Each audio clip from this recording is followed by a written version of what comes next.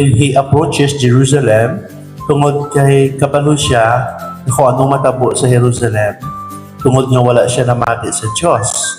Nga naghibi siya, tungod kay palangga iya ang Jerusalem. Nga naghibi kita sa isa ka tawo, tungod kay palangga mong isa ka tawo, di ba? Hindi ka man maghibi sa isa ka tawo kung di mo palangga. Isa gani, kung hindi mo palangga, kung nainit ka sa isa ka tawo, doon ka pa salamat ka pa, ay salamat na kadasma.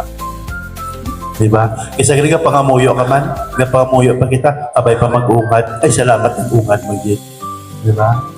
Pero kung palangga mo ang tao, nagahibi ka. Diba? So mo man natabo kay Jesus. Naghibi sa Jerusalem, tungod kay palangga ya ang Jerusalem.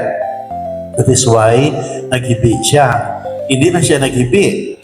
Ginpadalay pa ang mga propeta ya para i-protect ang Jerusalem.